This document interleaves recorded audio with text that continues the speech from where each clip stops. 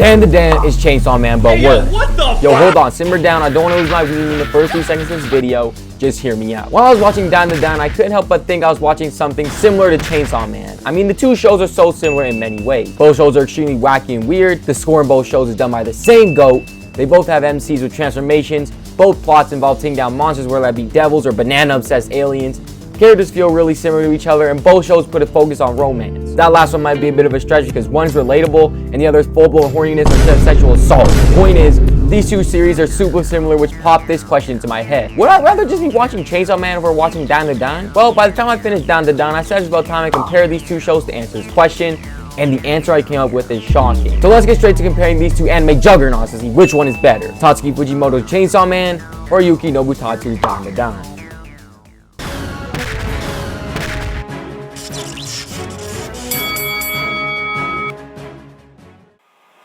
Now, DanDaDan and Chainsaw Man have a few attributes in common.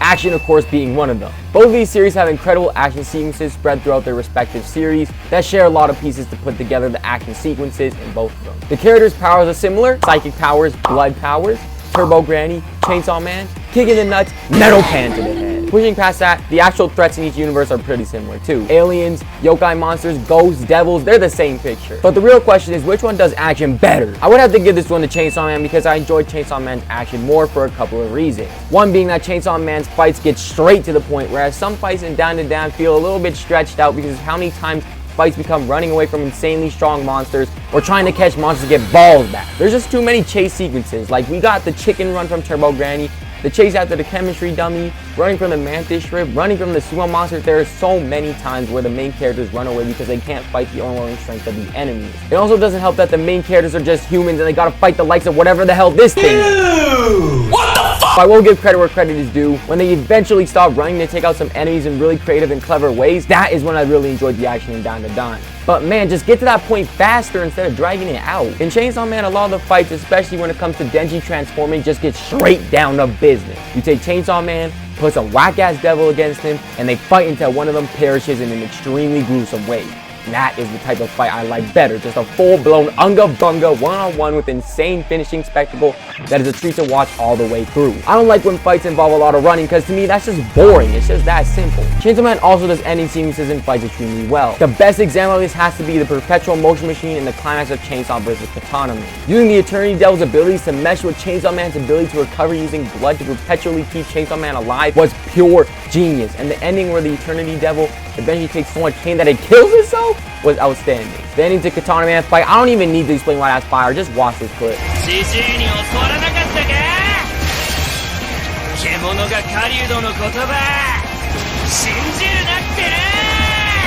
Also, to be honest, the other reason I like Chainsaw Man fights better is because they look better, because Mappa's goated, and because I'm a fiend for the insanely bloody fights that Chainsaw Man is known for. This might put me on the FBI most wanted list, but who doesn't love watching a literal chainsaw guy run around and chop things up, who subsequently drinks that blood to continue tearing things up in an endless cycle of gore? To me, that was just more fun. To me, that was just more fun than watching two kids run for 5 minutes, think of a plan to take down the enemies, and then spend 2 minutes executing that plan for some pretty awesome finishes. Both series have a unique style of action, but I prefer Chainsaw Man action scenes over DanDaDan, hands down. However, here's where things start taking a turn because we're about to talk about comedy.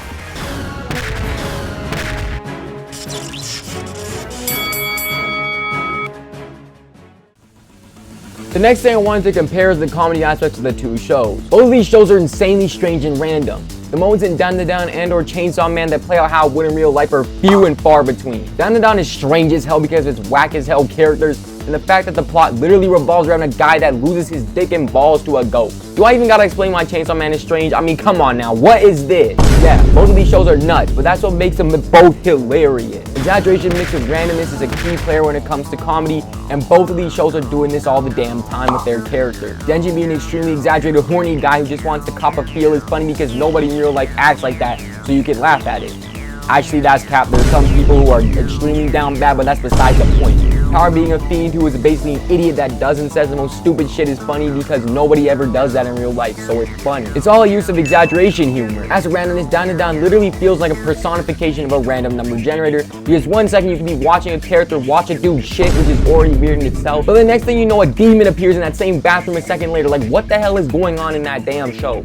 It's so unpredictable that you can't help but laugh, and the show is constantly doing this over and over again, and I couldn't stop laughing. This is the point where I'm gonna drop the bomb and say that DanDaDan is funnier than Chainsaw Man. Yes, Chainsaw Man definitely has the better written dialogue and characters when it comes to joke creation, but there's just something I found super special about DanDaDan when it came to comedy. I just couldn't get over how stupid and random the show was. It just had me dying of laughter more than Chainsaw Man ever did. Like, Chainsaw Man was funny, but it wasn't as funny as many times as DanDaDan was. I think the episode and character that encompasses my love for the humor of this show has gotta be the episode where the mantis shrimp guy goes back to his planet. It's literally the stupidest shit I've ever seen, but at the same time the most clever thing I have ever seen as well. The fact that his blood is cow's milk is random but funny, and the fact that at the end he gets abducted by aliens with a cow to explain why aliens abduct cows was all just so funny, but was also so damn clever. It feels like the dude who wrote this mixed up salt with cocaine and just had a fever dream while creating the show, but that's what makes it so special. The jokes literally never stop. Some parts where you think a joke wouldn't be necessary or where a joke wouldn't land, you get surprised by it and laugh anyway. DanDaDan definitely has an edge over Chainsaw Man in the comedy department, and what also helps its case is I'm also a sucker for potty humor as well. I laugh at the same stuff my 12-year-old cousin laughs at. Bro, I'm basically a toddler when it comes to jokes, and boy howdy are there a lot of dick and ball jokes. So yeah, DanDaDan is definitely the funnier of the two shows. To give you more credit, I found DanDaDan more funny than Chainsaw Man, even though when I was watching Chainsaw Man, I was on drugs due to getting my wisdom teeth removed, so that's definitely saying something. Now with comedy out of the way, the last part I wanted to talk about when comparing these two shows is romance.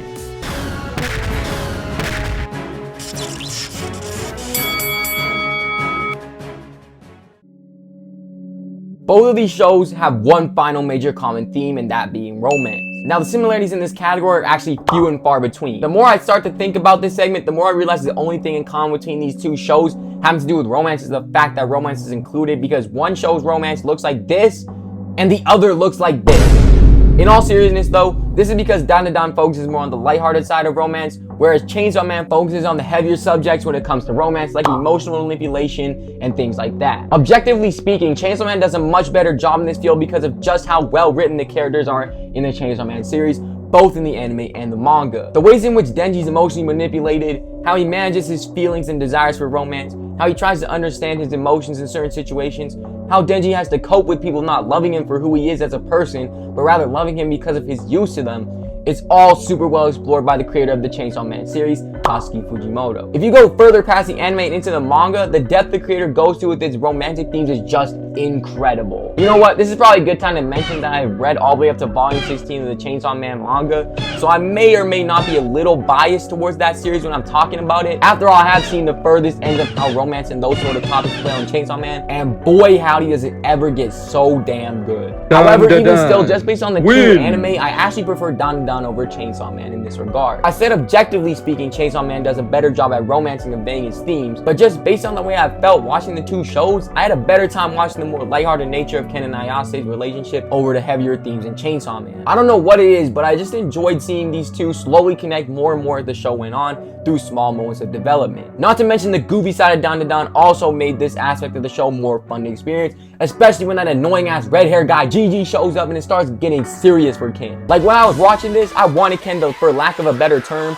mob Gigi, because that guy was annoying as hell. I won't lie, this annoying ass dude. I was cheering for the little nerdy guy to get some play, and it was fun watching that progress little by little as the show progressed. Relatability is a key part of what can make romance good, and to me this was way more relatable than all the crazy shit that went down in just the Chainsaw Man anime alone. I also think this little romance plot between the two leads acts as a good break from all the goofy shenanigans of the entire show as a whole. Sometimes the goofier side of DanDaDan can be very overwhelming for the mind, so sometimes you need a break from it entirely. The romance part can act as a great buffer to the wild ride that is DanDaDan. I think the moment that encapsulates why I prefer this romance over Chainsaw Man's is the short segment earlier on in the show where Ken and Ayase are looking for each other all around the school. This moment has all the stuff I found fun about watching this romance play out. The way the two are a little insecure about the other person not liking them, the goofy irony of the fact that the two are following the same path and are right next to each other the whole time, the fact that the two are experiencing the exact same emotions, It's a very real, emotional interpretation of a romance that I took a liking to and enjoyed more and more as it progressed further and further. What can I say? I'm just a simple man who prefers the lighter tones over the crazier tones when it comes down to just how I felt watching it. So now you're probably thinking, Golden Gary Man, in the title of the video, you said DanDaDan was the worst Chainsaw Man, but in the video, you preferred DanDaDan in 2 out of 3 categories. What's up with that? Settle down and let me explain. I think when I started making this video, I was clouded in a heavy bias towards Chainsaw Man because 1, I've experienced a lot of Chainsaw Man, and 2, DanDaDan in the beginning just seemed like it would be a cheap Chainsaw Man clone that was a little worse than it in every way and nothing more than that. However, slowly as I watched more and more of the show and started comparing the two, I realized that DanDaDan is more than just a clone of a Juggernaut series. Yes, the two shows are similar, no doubt about it, but DanDaDan uses some of what made Chainsaw Man special and takes it to another level in multiple ways. The creative, exaggerated, and random humor in Chainsaw Man was cranked up to an 11 in DanDaDan, making it one of the funniest anime I've ever watched. Up there with some of the greats like Kaguya-sama. It also shares some themes from Chainsaw Man and puts a different spin on it, like in its romance department, for example. Rather than going down that heavier route, it takes a lighter side to romance, spinning together a story of an outsider making his first friend who tries his hardest to make it more than just friends, which was super heartwarming to watch. The action segments in DanDaDan, even though they feature some of the same parts and pieces as Chainsaw Man, feels unique in its use of those pieces to make its fights unique and engaging. DanDaDan definitely has some great climax moments in its fights that may not be as good as Chainsaw Man in my opinion, but is still super well done. At first I was hard on DanDaDan, but eventually I realized that DanDaDan is more than just a silly Chainsaw Man clone.